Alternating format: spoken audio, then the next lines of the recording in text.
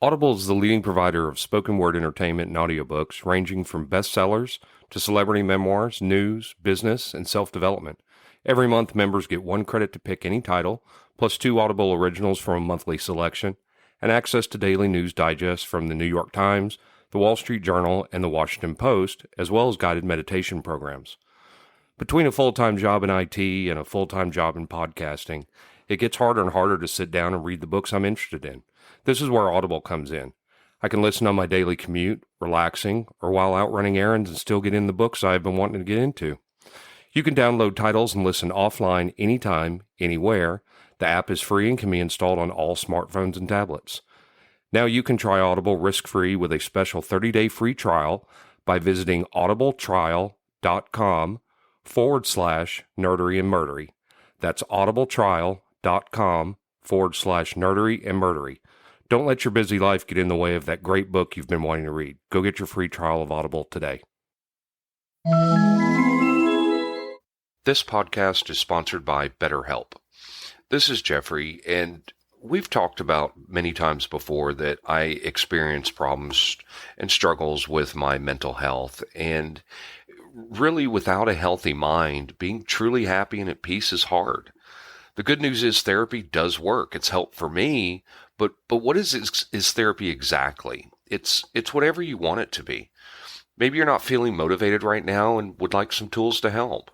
Or maybe you're feeling insecure in relationships at work, or you're not dealing well with stress. Whatever you need, it's really time to stop being ashamed of normal human struggles, and it's time to start feeling better because you deserve to be happy. And now you don't have to worry about finding an in-person therapist near you to help.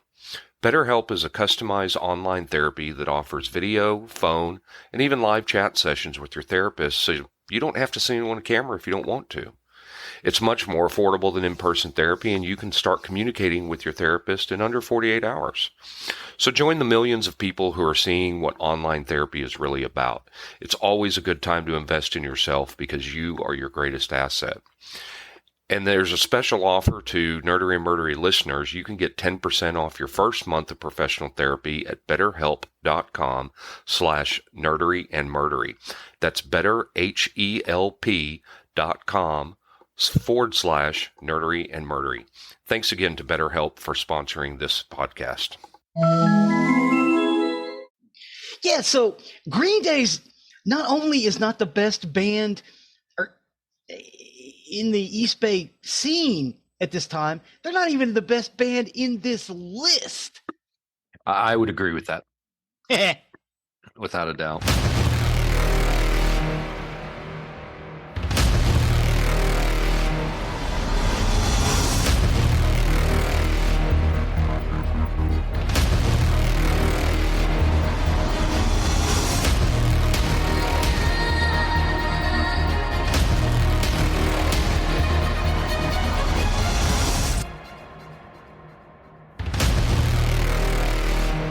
Welcome to episode 119 of Nerdery and Murdery.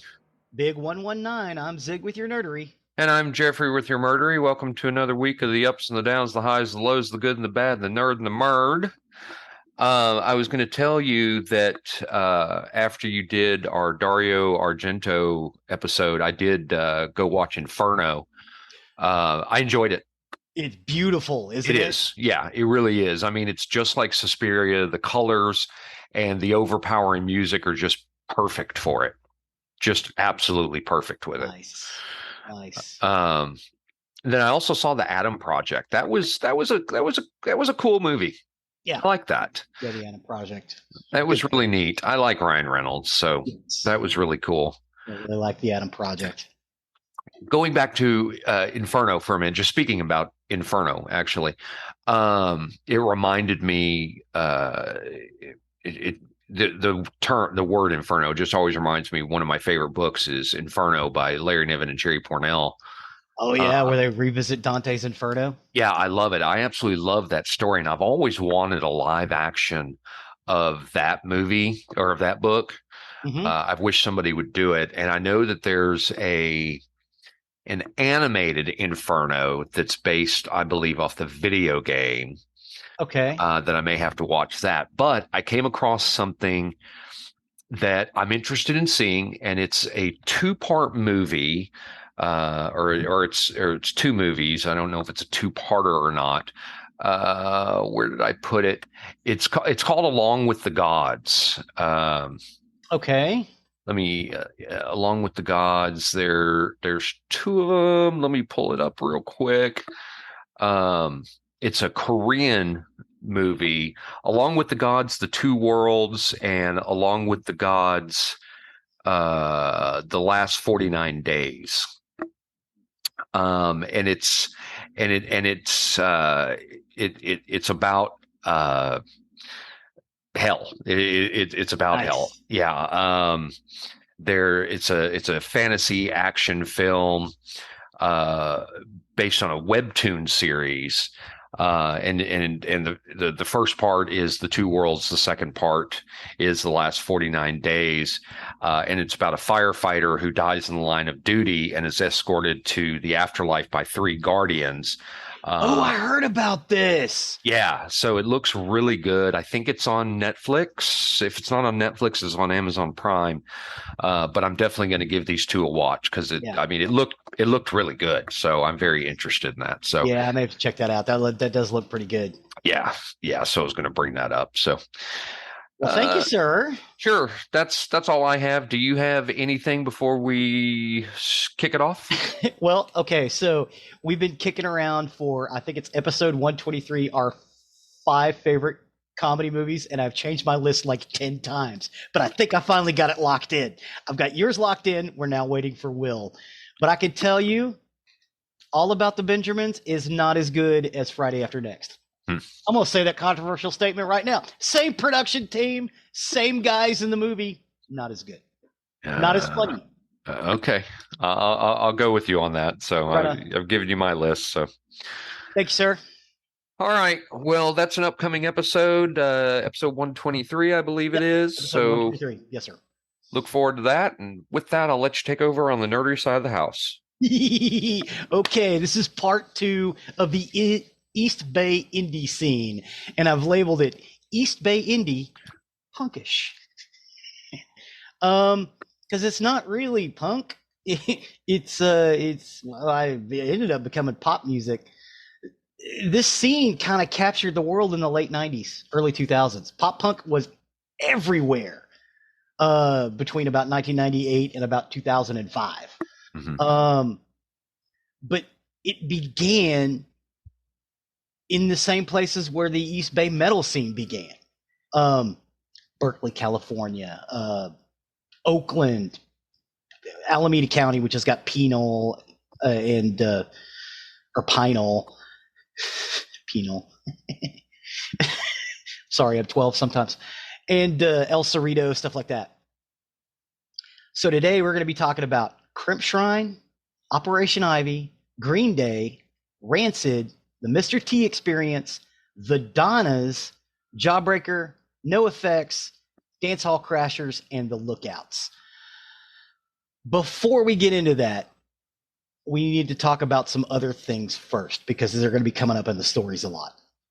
We need to talk about Maximum Rock and Roll, which was originally a Berkeley KPFA radio show, started in the late 70s. But it became a fanzine, and it was founded by Tim Yohannan. You're going to hear his name come up a lot. In 1982, as the newsprint booklet insert for a Not So Quiet on the Western Front compilation LP released on the then Dead Kennedys label Alternative Tentacles. This compilation includes 47 bands from Northern California and nearby areas. I have not... You know what? I probably ought to do that. I will find a copy of all of those songs that were on that album and kind of put them on there. They also, the same group also did a metal version, which is out there as well. And I probably ought to include that on our metalish album because, again, these guys were all operating out of the same area. But Tim Yohannan was real big in the founding of a lot of that stuff. I also want to talk about Aaron Comet Bus.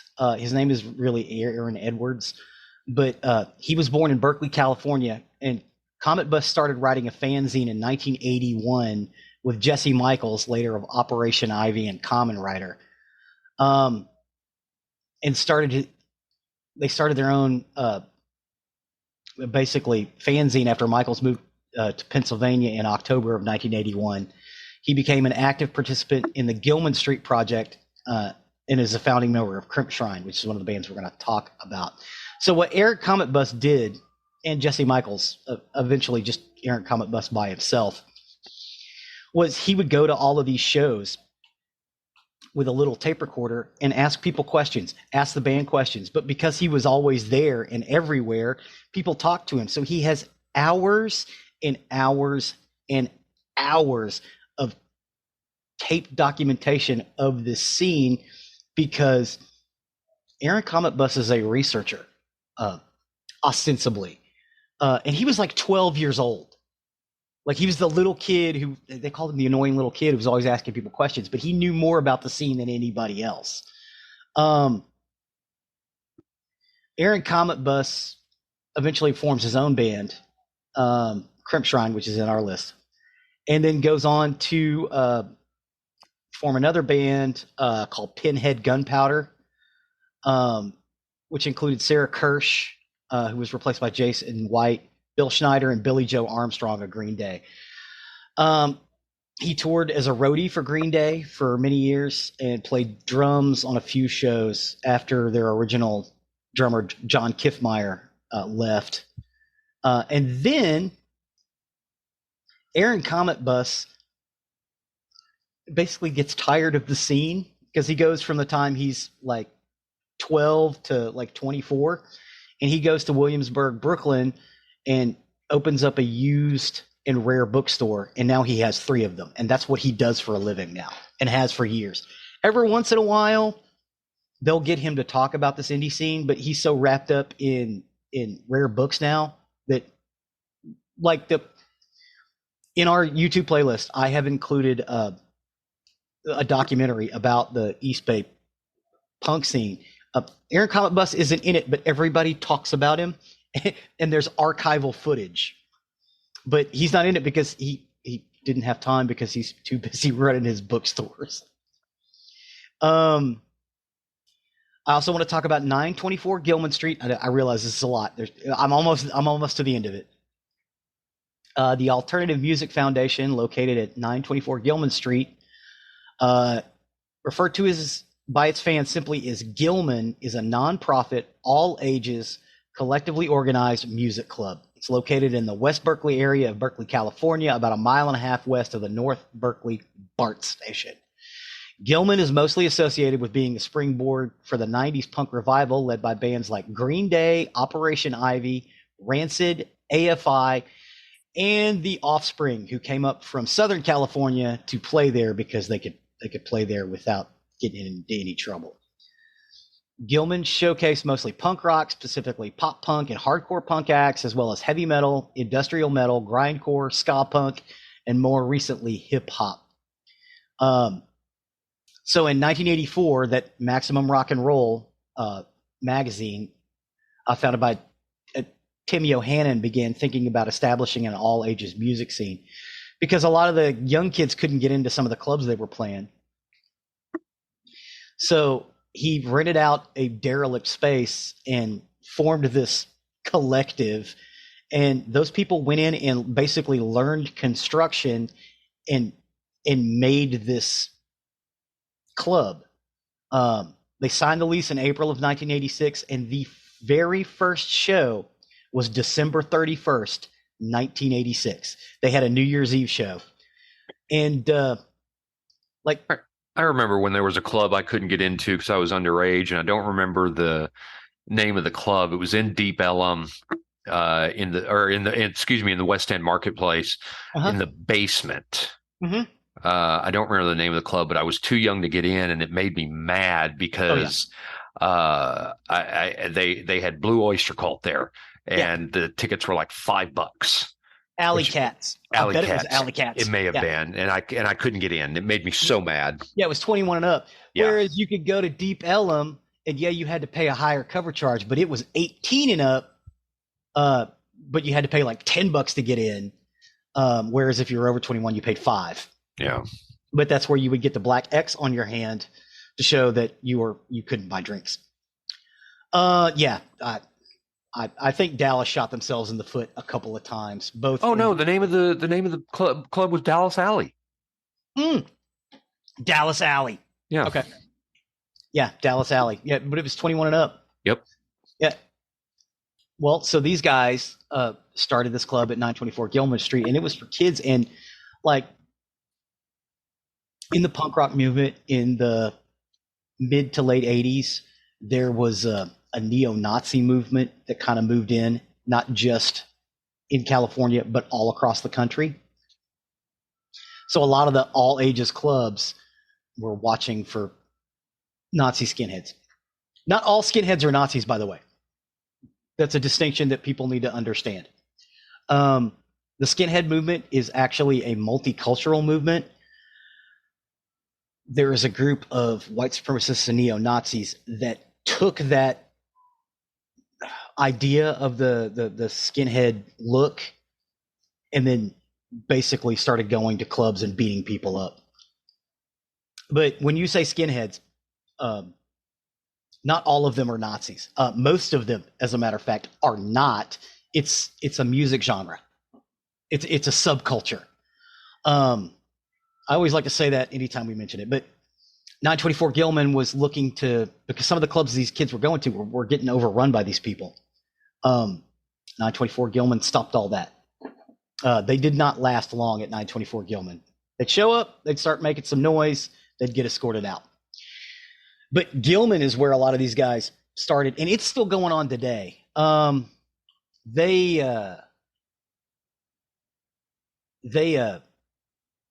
They're a music collective. They're paid for by donations and entrance fees to get into the club, and it's going on today. It's a lot less hardcore than some of the stuff, because Tim Yohannan was like, nobody needs to get permanently injured but for going to a punk show. So at Gilman, their pit where everybody's doing the skank and slam dancing and all that stuff, whatever you want to call it.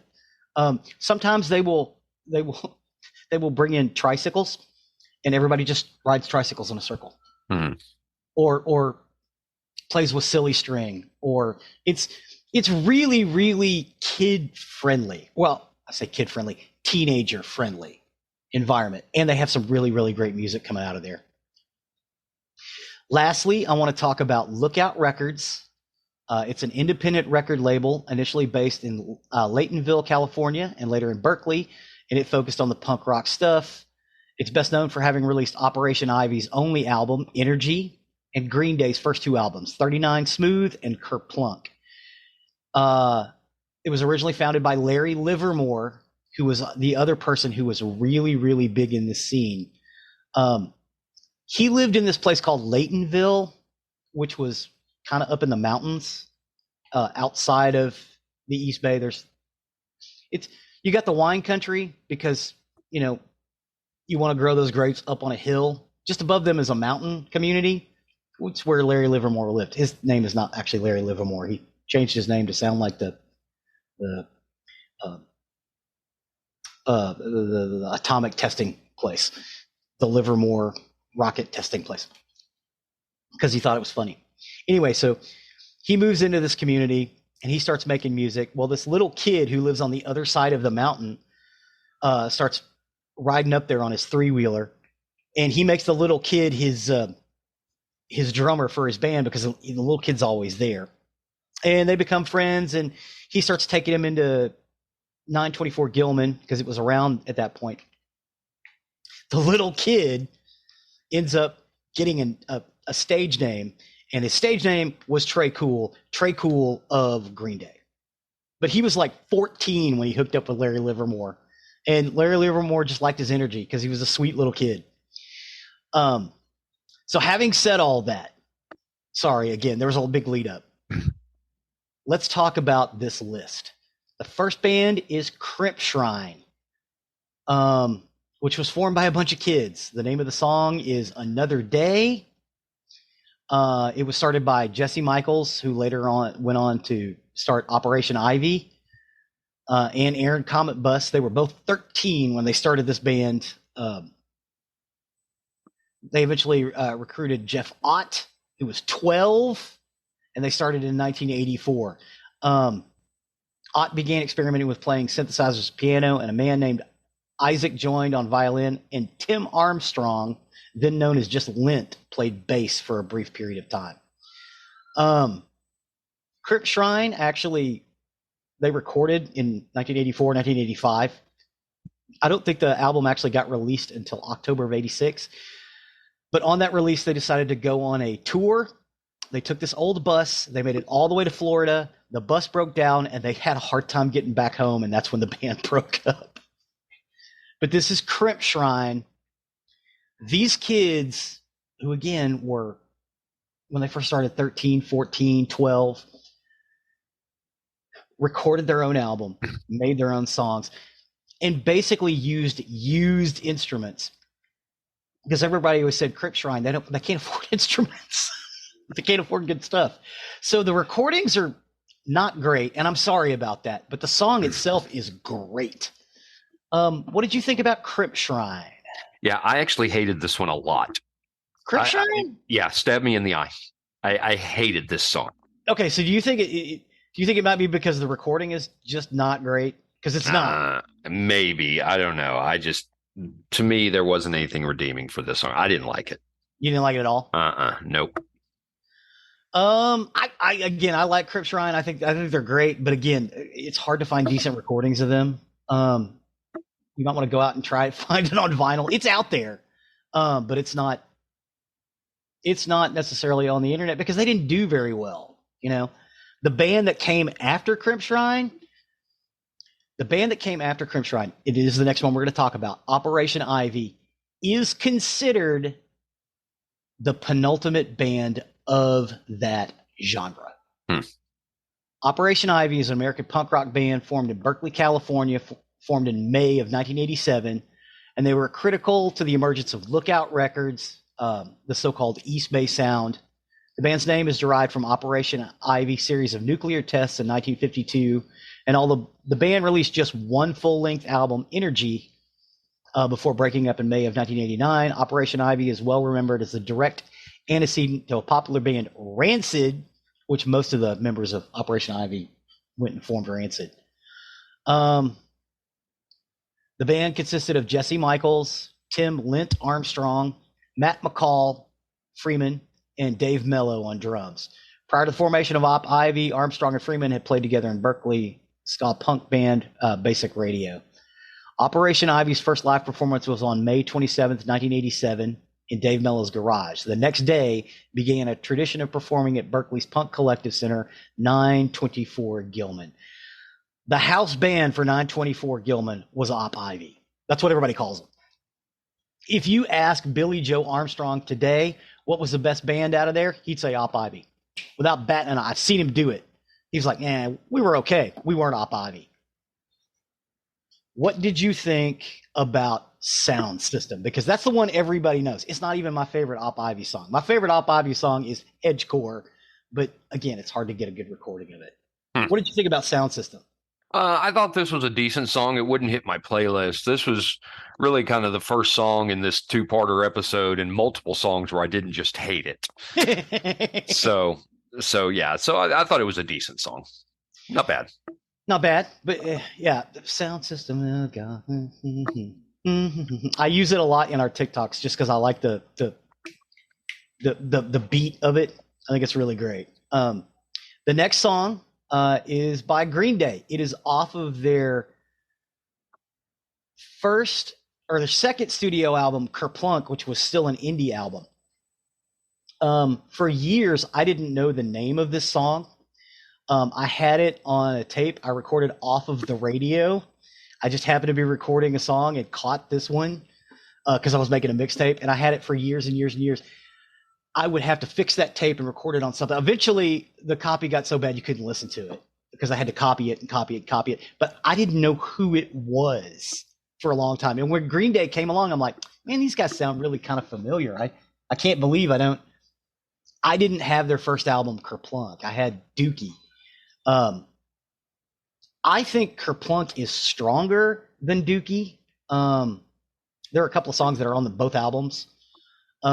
This is just a little track at the end of the, yeah. Kerplunk Dookie. Kerplunk Dookie. Yeah, you get it?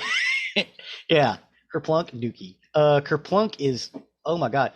Kerplunk for a long time was the biggest selling indie album of all time. But Lookout Records couldn't keep up with it. It's like a lot of those indie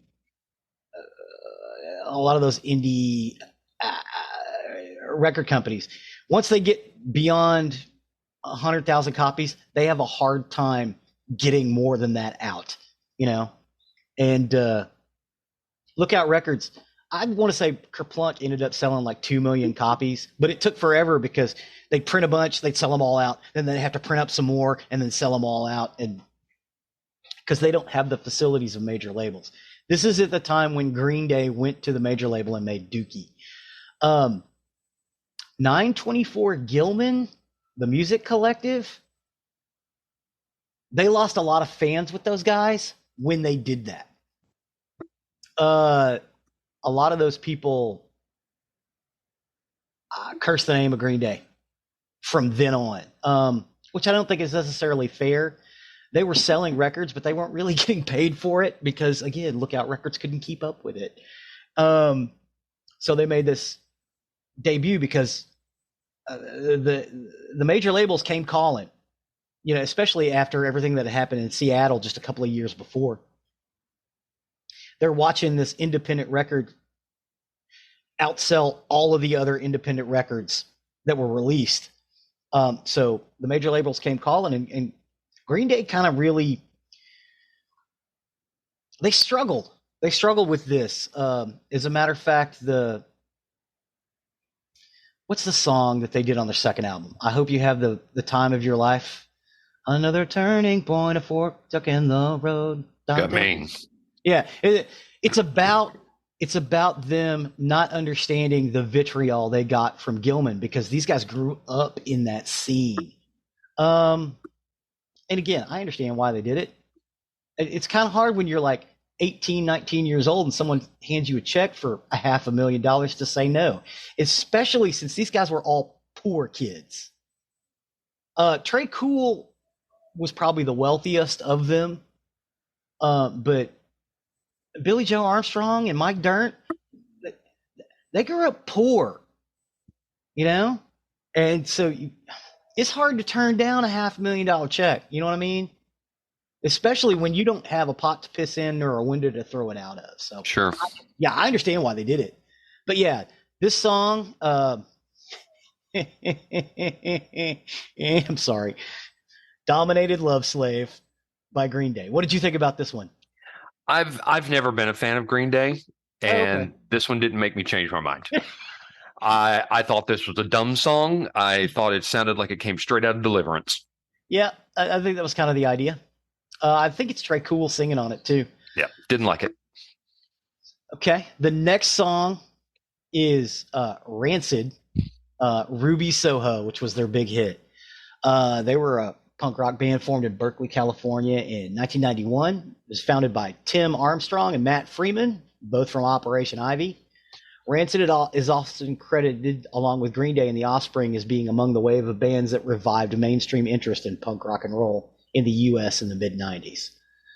In its over 32-year career, Rancid has retained much of its original fan base, most of which was connected to its underground musical roots. Rancid has had 2 lineup changes since its inception, with Tim Armstrong and Matt Freeman being the only continuous members. The current lineup consists of Armstrong on guitar and vocals, Freeman on bass and vocals, Lars Friedrichsen on guitar and vocals, and Brandon Steckert on drums. The band was formed by Armstrong, Freeman, and former drummer Brett Reed, who left the band in 2006 and was replaced by Steckert. The lineup recorded the first album, with Friedrichsen joining the band on the subsequent tour. The name of the album is And the Wolves Came Out. It is the 3rd album by Rancid, and it was released on August 22nd, 1995 through Epitaph Records, which also is again, it's kind of a major label, but at the time it wasn't a major label. The song is Ruby Soho, and it's the one that they're most known for. What did you think about Ruby Soho? I thought this one had a good opening. I like this song. This is finally one I was able to listen to without needing to saw off my own foot. So I thought this was a good pick. This was a good song overall.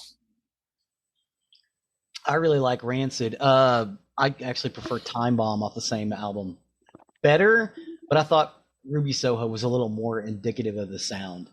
Um, the next song is by the Mr. T Experience. She's no rocket scientist. Do you know that Mr. T went to Dunbar High School? Yes, he did. I posted a picture of it the other day. Maybe that's where I saw it, because I saw it like just this week, and I was like, really? He went to Dunbar? Mm-hmm. Yeah, I think he graduated from Dunbar. Interesting. Yep. Yeah, he did graduate from Dunbar, and then he went to Prairie View A&M, where I believe he was expelled. Mr. T is a homeboy, straight up, and I love that. That's probably why I liked him so much. You know, people from Fort Worth are just cool. I'm just saying. But yeah, the next one is the Mr. T Experience, and she's no rocket scientists. The Mr. T Experience was one of those bands that was real big in this scene. They're sometimes abbreviated as MTX. Again, right out of that 924 Gilman sound, and recorded on Lookout Records. They've released all of their albums since 1990. They're still making records, but they're still kind of indie. This is kind of an earlier one. I really liked it. The album's title refers to its cover art, which shows the 4 band members depicted using a light, bright toy. And the name of the album is Making Things with Light. And the song is She's No Rocket Scientist, and it's got a lot of humor in it because that's what the Mr. T Experience does. What did you think about this one? No, too punk. Too punk? Too punk for me. A little too much? Yep. Yeah, you might try some of their later stuff. It's a little more poppy. The next band I want to talk about is the Donnas. The Donnas, they're actually from a little further out. They're from Palo Alto. So not really East Bay area. They're from a little further out. But they were enamored by the sound. They're also quite a bit younger than a lot of these people by about 10 years. But the Donnas were interested in both the sounds coming from the East Bay, so they actually started 2 bands. The Electrocutes, which were the metal band, and the Donnas, which were the pop punk band. Eventually, they just merged those 2 sounds and called themselves the Donnas. But in 1993, they formed the Donnas, as well as the Electrocutes, while they were all in high school. It consisted of Brett Anderson, Allison Roberts, Maya Ford, and Tori Castellano. Amy Cesari replaced Castellano, who left the band in 2009 because she got tendonitis. They drew inspiration from the Ramones, the Runaways, Girl School, AC/DC, Bachman Turner Overdrive, and Kiss.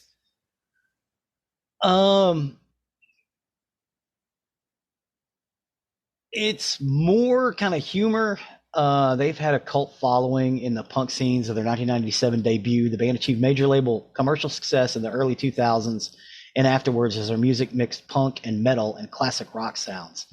All 4 founding members were born in 1979. So again, they're a lot younger than some of the people they're working with.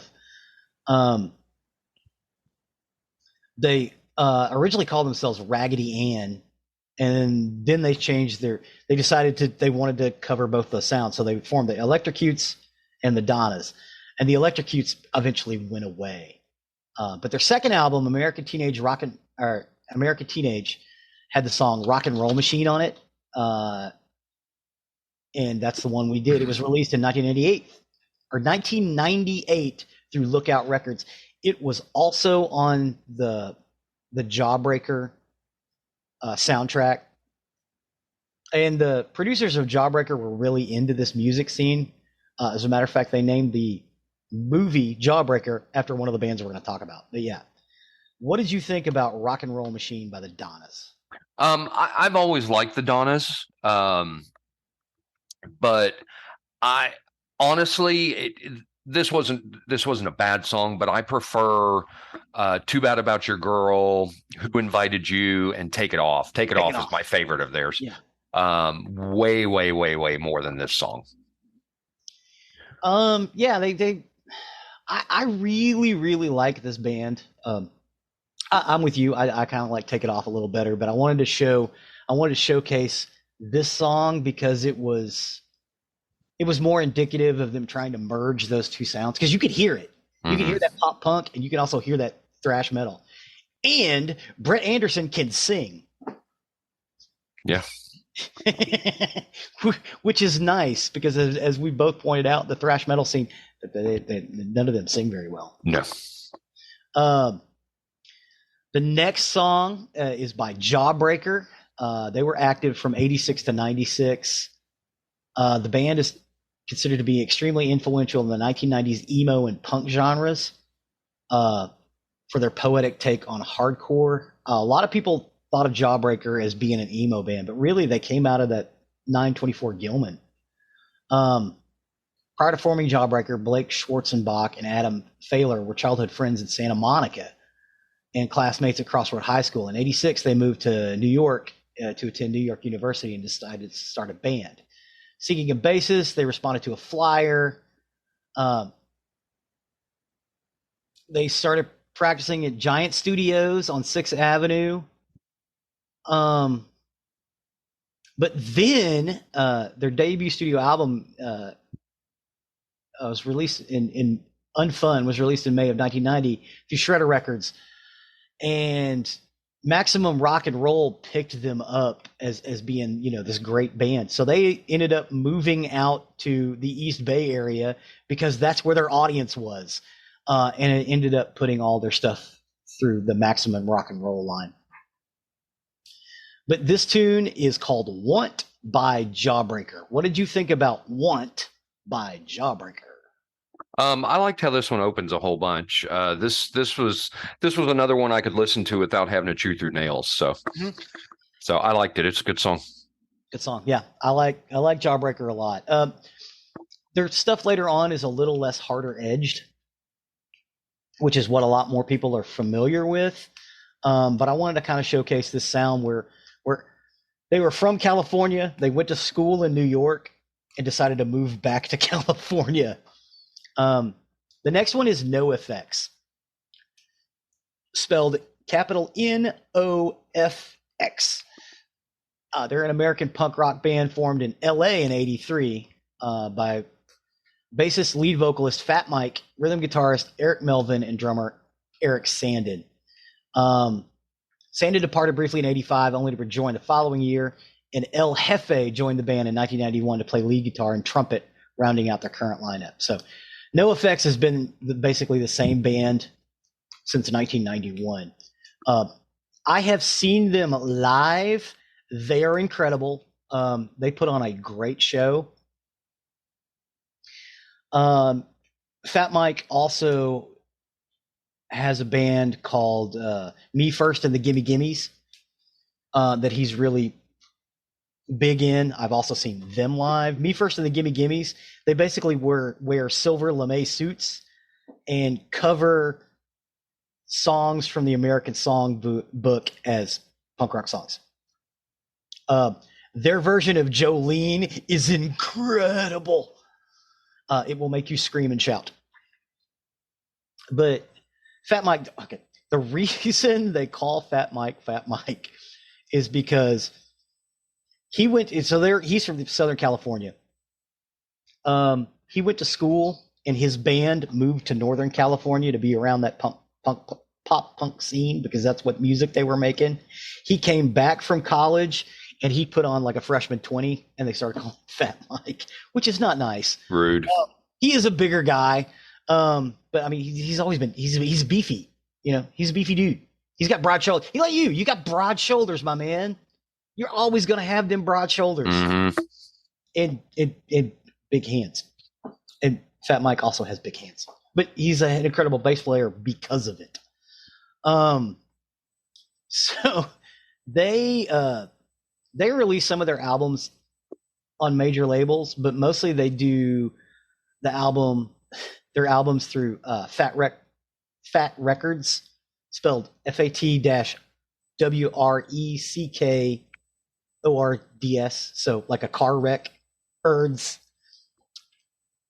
which is the record company that Fat Mike and his wife started. This song is off of Punk in Drublic. My favorite one is actually the one before that, but I figured we'd get hate mail because the name of that album, Two Heaves of Bean and White Trash. Wow. Yeah, because it's two Jewish guys, a Hispanic guy, and a guy who grew up in a trailer park. Wow. Yeah, awful. But this one is called Punk in Drublic. It's basically the first a minor hit that they had. It's called Linoleum. What did you think about NoFX's Linoleum? I thought there was too much speed in this song. It was too fast. It really to me, the song sounded like they were trying to rush through the recording because they had somewhere to go and didn't really want to stay and record something good. That may have been the case. Yeah. That may have been the case. I think it's good, but yeah, I can see them going, yeah, we got to get this done because we got to go do a tour. Yeah. I felt it. I felt they really rushed it on this. They rushed it? Okay, yeah. So not a fan of Linoleum. Nope. Okay. The next one is by the Dance Hall Crashers. They were an American ska punk band formed in 1989 in Berkeley. They were initially founded by former Operation Ivy members Tim Armstrong and Matt Freeman, but Tim and Matt left. They got Elise Rogers and Karen Denicky on vocals. Originally, I think it was just Elise who was on vocals, and then they got Karen Denicky because they liked the sound of the two female vocals. And they basically took the band over, and Aaron Comet Bus moved to New York, and Tim Armstrong and Matt Freeman went on to form Rancid, and then Aaron Comet Bus left to open his thing. They've released 4 studio albums, highlighted by the 1995 release Lockjaw, which featured the minor hit song Enough, produced by Rob Cavallo, and featured in the film Angus, which is a pretty big hit. The original incarnations of Dance Hall Crashers didn't go very long. They are heavily steeped in the 924 Gilman Street project. But they did make the Dance Hall Crashers Lost Again in 1990, which was their eponymous debut, which is where this comes from. Dance Hall Crashers Lost Again. Again, later on they were much bigger, but this basically encapsulates their sound. What did you think about Dance Hall Crashers Lost Again? I'd listen to this one again. This was a good song. I really like this one. Yeah, I think this is the best song in the list. I'm gonna be honest. I love these two. The two of them doing the vocals, and the fact that this was released in 1990. Listen to that song and think 1990. Wait a minute. I've heard this sound before. No Doubt, which released all their stuff in 1995, about 5 years later. I'm not saying they ripped them off. I am saying if I were the Dance Hall Crashers, I might want a little money from No Doubt. I love this one. And the band, their sound is just that ska, wicked guitar sound. It's fun. It's enjoyable. And an entire genre of music that captured the world in the late 90s and early 2000s. You could trace it right back to these guys and some of the stuff that they were doing along with Operation Ivy. The last band in this list is the Lookouts. They were formed, or they were in existence from 85 to 1990. Just outside of Laytonville, California. Again, this is Larry Livermore. And the kid that lived across the mountain from him ended up being Trey Cool of Green Day. Larry Livermore wanted to start a punk band, and he had trouble finding members, um, citing the majority of local musicians being hippies and completely uninterested in the music he wanted to make. Eventually, Livermore recruited 14-year-old Kane Hansky. Kane Hansky, and I hope I'm pronouncing that right, is Trey Cool. No one calls him Kane Hansky anymore. I'm sorry, Frank Edwin Wright. Kane Hansky had another name. I apologize. And although he has never before played drums, Trey Cool showed an instant affinity for them. So they formed this band, and they couldn't get anybody to put their records out, so they put them out themselves. And that's when they formed Lookout Records, which is why by 1990, Larry Livermore stopped making records from his own band and just wanted to produce everybody else. So this song is by the Lookouts. It's called Story.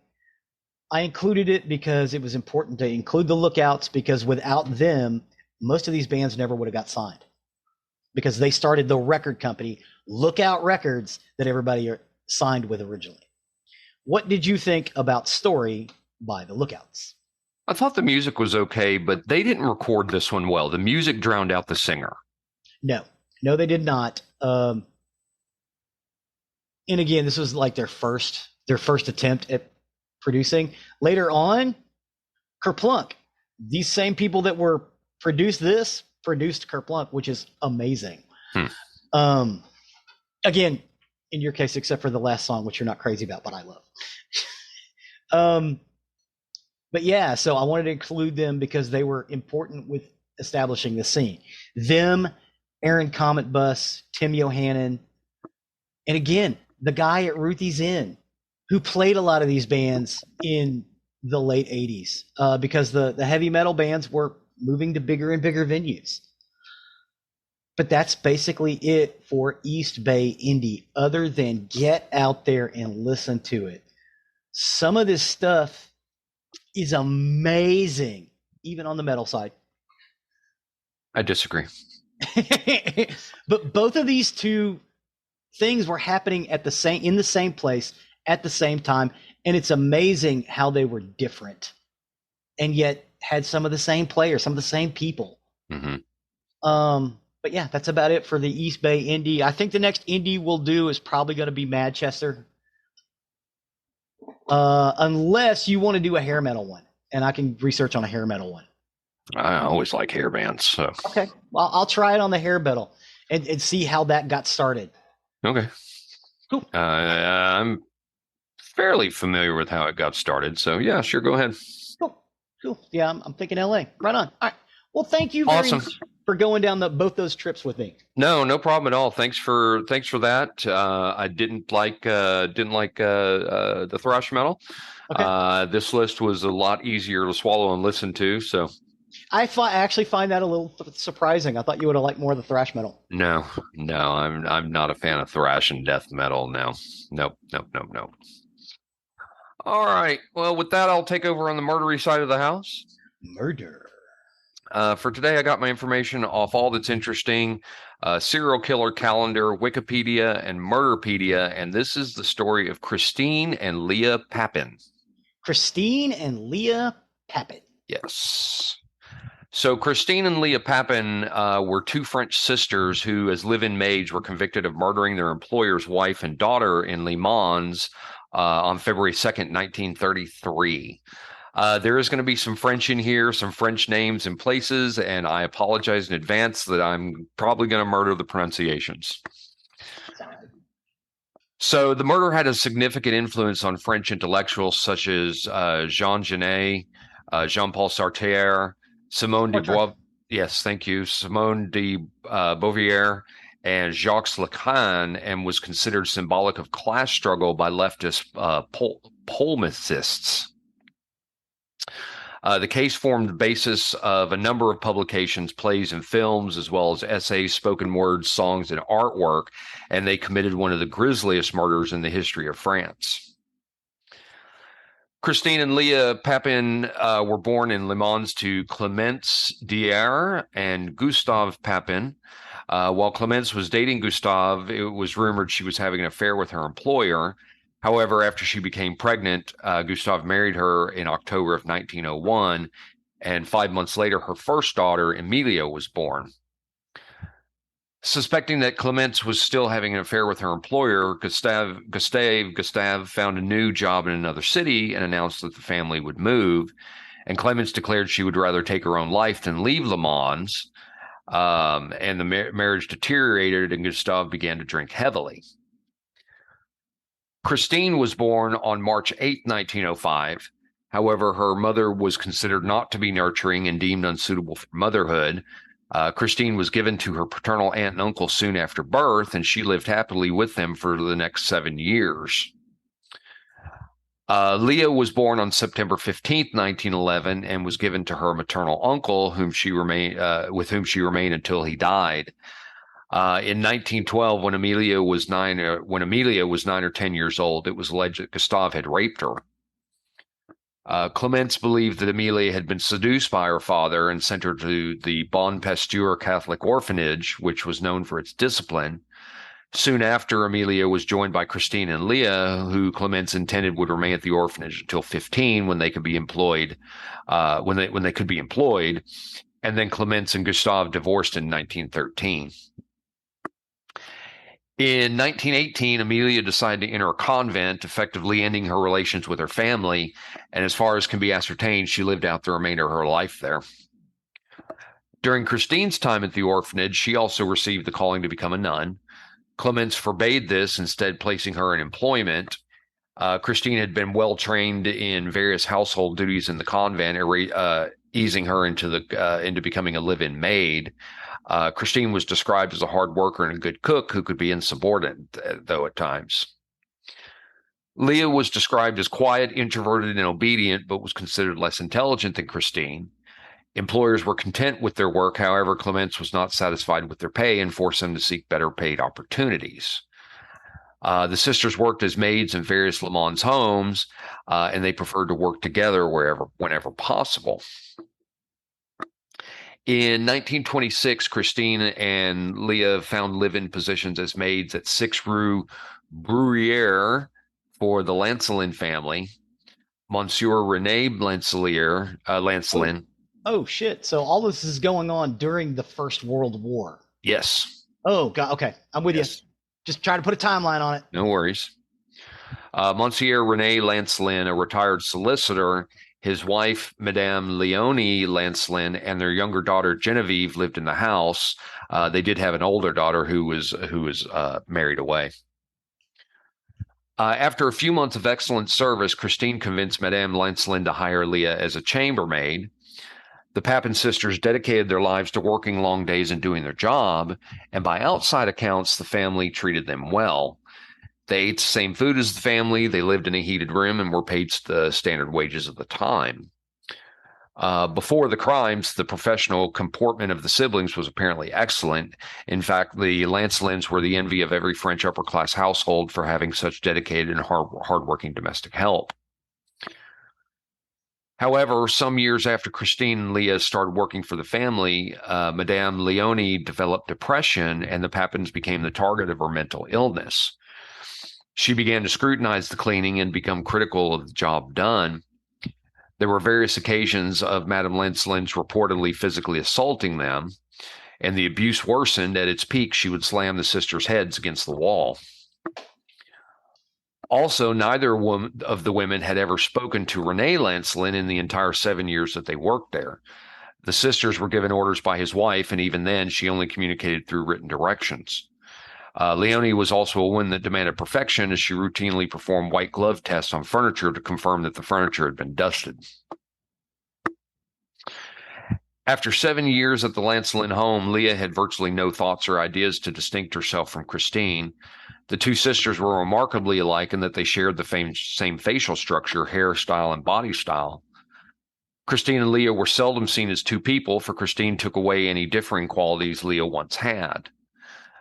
In 1929, a disagreement over money between Christine and her mother occurred, and Christine no longer visited her mother and refused Lea to go either. Clemence Papin still wrote to her daughters, but the letters were ignored. and the two sisters now only went to mass or local parks on their half day off. Christine and Lea were now absolutely isolated except for the Lancelin family. On the evening of Thursday, February 2nd, 1933, Monsieur Lancelin was supposed to meet Madame Leonie and Genevieve for dinner at the home of a family friend. It was dark and it had been raining heavily all day, and Madame Leonie and Genevieve had been out shopping that day. When they returned home that afternoon, no lights were on in the house. The Papin sisters explained to Madame Lancelin that the power outage had been caused by Christine urinating on a faulty iron. Interesting. Urinating on a faulty iron? Yeah. Huh. Madame Lancelin became irritated and attacked the sisters on the first floor landing. Christine lunged at Genevieve and gouged her eyes out. Lea joined in the struggle and attacked Madame Lancelin, gouging her eyes out as well as she was ordered by Christine. Christine ran downstairs to the kitchen where she retrieved a knife and a hammer, and she brought both weapons upstairs where the sisters continued their attack. At some point, one of the sisters grabbed a heavy pewter pitcher and used it to strike the heads of both the Lancelin women.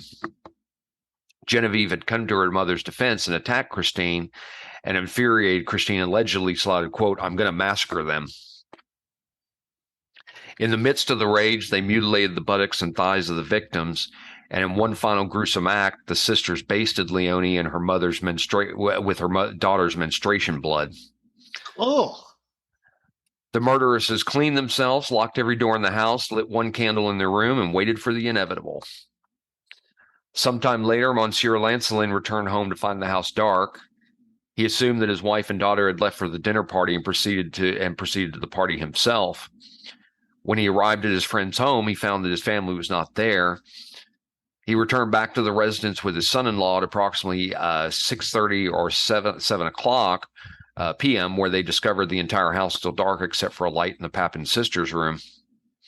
The front door was bolted shut from the inside, so they were unable to enter the house.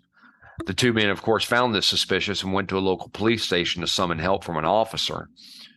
Together with the policeman, they returned to the Lancelin home, where the policeman made entry into the home by climbing over the garden wall. And once inside, he found the bodies of Madame Lancelin and their daughter Genevieve. They had both been bludgeoned and stabbed to the point of being unrecognizable. As I'd said before, Madame Lancelin's eyes had been gouged out, and they were found in the folds of the scarf around her neck. And one of Genevieve's eyes was found under her body and another on the stairs at the other end of the hallway. Thinking that the Papin sisters had met the same fate, the policeman continued upstairs, only to find the door to the Papin sisters' room locked. After the officer knocked but received no response, he summoned a locksmith to open the door, and inside the room he found the Papin sisters naked in bed together and a bloody hammer with hair still clinging to it on the chair nearby. The crime shocked and stunned the town of Le Mans. The sisters had a reputation for being good workers, quiet, who kept to themselves. They had no outside friends that anyone knew of, and their work references described them as honest, industrious, and proper. They had no criminal record, appeared to have no vices, and were regular churchgoers. Yet suddenly, without the slightest warning, these two quiet maids had turned into monsters. The citizens of Le Mans Did they, though? Yeah. Was there no warning? Yeah, not to the outside. Okay, all right. Because if you remember right, from the outside, everybody thought they had it great. Yeah. At this, the citizens of Le Mans didn't rest easy in their beds, most likely wondering which one of them might be the next victim of their servants. I'm sorry. No, that's fine. The sisters confessed to the murders immediately. However, they claimed they had been committed in self-defense, and overnight the two sisters became infamous. The public was inflamed in a way that rarely happens unless a particularly brutal and large-scale massacre takes place. The tabloids went berserk, calling the sisters colorful names like the monsters of Le Mans, the lambs who became wolves, and the raging sheep. Suddenly, the names of Christine and Lea Papin were known throughout the land. Their trial was a national event attended by vast numbers of the public and the press. Police had to be called in to control the crowds outside the packed courthouse, and there were moments during the trial when the judge had to threaten to clear the court in order to control the emotional reactions of the people in the public gallery, particularly when the eye gouging was described. The sisters denied having a sexual relationship, but never made any attempt to deny the murders. During the trial, the sisters protected each other and each confessed sole responsibility for the crimes committed, but the sisters ended up being placed in prison and separated from each other. Christine became extremely distressed because she could not see Lea, and in 1933, Christine's sanity was rapidly fading. She paced in her cell endlessly and began crying out for Lea. Her behavior was unprecedented, for her words and body language expressed a sexual need for her sister. She crawled around and ground her body on the floor, screaming and hollering as loud as she could for Lea. And then at one point, prison officials relented and allowed the two sisters to meet. Christine reportedly threw herself at Lea, unbuttoning her blouse and begging her to please say yes, suggesting an incestuous sexual relationship. In July of 1933, Christine experienced a fit or an episode in which she tried to gouge out her own eyes, and she had to be put in a straitjacket. The next day, she asked to see the police and amended her former statement that Lea had been involved in the killings. She claimed that she had acted alone and that her episode the previous day had been almost exactly the same as the day of the murder.